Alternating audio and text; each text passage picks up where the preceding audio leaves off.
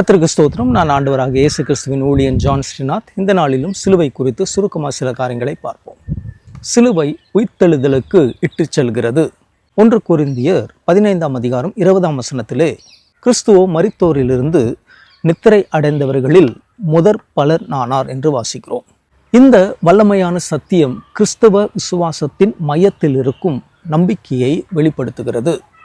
சிலுவை முடிவல்ல, அது ஒரு தொடக்கம். உலகத்தின் கண்களுக்கு சிலுவை தோல்வியாகவே காட்சியளித்தது. அது வேதனை, துன்பம் மற்றும் மரணத்தின் வடிவமாக தெரிந்தது. ஆனால் அதன் மூலமாகவே தேவன் தமது மாபெரும் வெற்றியை சாதித்து கொண்டிருந்தார். சிலுவையின் அடியில் ஒரு தெய்வீக நிகழ்வு நடந்தது. பாவம் தோற்கடிக்கப்பட்டது, அதற்கான விலை செலுத்தப்பட்டது, மேலும் ஒரு புதிய வாழ்விற்கான வழி திறக்கப்பட்டது. அதன் பின்னரே உயிர்த்தெழுதல் நிகழ்ந்தது. இயேசு கல்லறையிலே தங்கிவிடவில்லை, அவர் மீண்டும் உயிர்த்தெழுந்தார். மரணம் மட்டுமே இறுதி தீர்ப்பல்ல என்பதை அவர் பிரகடனம் படுத்தினார்.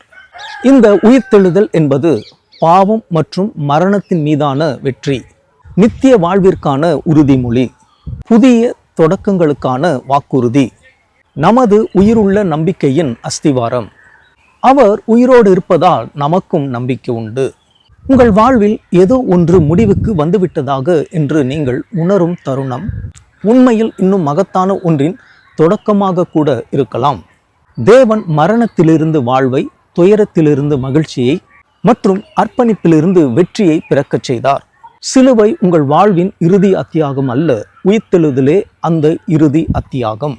ஒவ்வொரு நாளும் இது நமக்கு நினைவூட்டப்படுகிறது. என்னவென்றால், சிலுவைக்கு பிறகு உயிர்த்தெழுதல் வருகிறது என்று.